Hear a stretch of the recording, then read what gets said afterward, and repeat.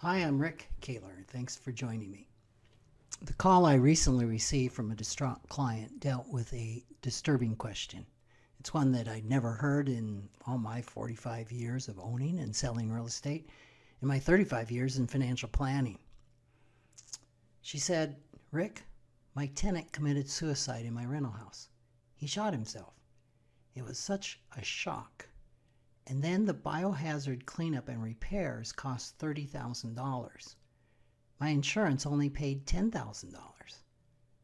What can I do to cover the difference?" Well, this particular client, who doesn't earn a high income and saved for several years to buy her first rental, proudly put $30,000 down and borrowed $120,000 to buy a two-bedroom home for $150,000. Now, this was in my town of Rapid City, South Dakota. You can take that times 3 or times 4 if a person lives on the coast. Like most rentals financed with a loan, excess cash flow, it's just non-existent. Her expenses and loan payment basically equal the rent. So her intention was to eventually have a paid-off rental property to help provide some supplemental retirement income. Well, I explored some options with her. She could borrow the $20,000 shortfall in the biohazard cleanup on a 5-year loan, and that would be monthly payments of $377,000. This would definitely mean reducing her lifestyle. Does she give up her car? Does she find another home, or some significant decisions?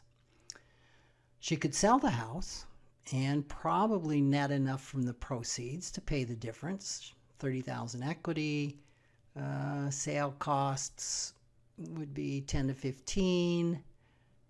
She'd probably net out 15 to 20,000. She still may end up with a little bit of a loan to pay it off, but that would pay the bulk of the cost. But that's going to seriously impact her future retirement income goal, because the $30,000 that she spent years saving is gone and she has no rental home. Another option is she could consider asking the estate of the deceased to cover the costs. When I said that, the phone went silent, and she thought about that idea, and she says that would be hard. So none of them are great options, are they? The thought of who is legally liable for the damages of such a terrible tragedy really isn't a pleasant one to ponder. Compared to the emotional cost for the victim's loved ones, of course, the financial costs are insignificant, yet they still got to be dealt with. In a home or a rental unit where violent death occurs, or even a natural death goes undiscovered for days and weeks, the owner of the property faces significant biohazard cleanup costs that must be done by specialists. In addition, repairs and replacement of drywall and ceilings and carpet, furnishings are often required. Bringing an action against someone's estate to recover such costs is a choice anyone would be reluctant to make. The estate may not have the means to pay such costs. Even if the estate does and funds are available, asking for payment could seem cruel, callous, and heartless. As my daughter said to me, "Put yourself in the shoes of that man's family for a moment. Imagine the expenses you already have to take care of: the funeral, a casket, a headstone, a plot of land in the cemetery, and other duties that you have to carry out while you're still grieving, only to be told you need to cough up an additional $20,000 on top of it all." Certainly, my client is in an enviable lose-lose position. Through no fault of her own, she either suffers a significant financial setback or faces the possibility of filing a lawsuit against the estate of the deceased. Now, sadly, all of this could have been avoided if my client had purchased the proper insurance. She thought she had, because her policy had a rider covering damages from a crime scene and biohazard cleanup.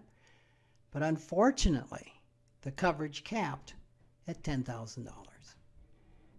I asked Amy Barella, a property casualty agent with Great Western Insurance, what the industry standard is for this kind of coverage.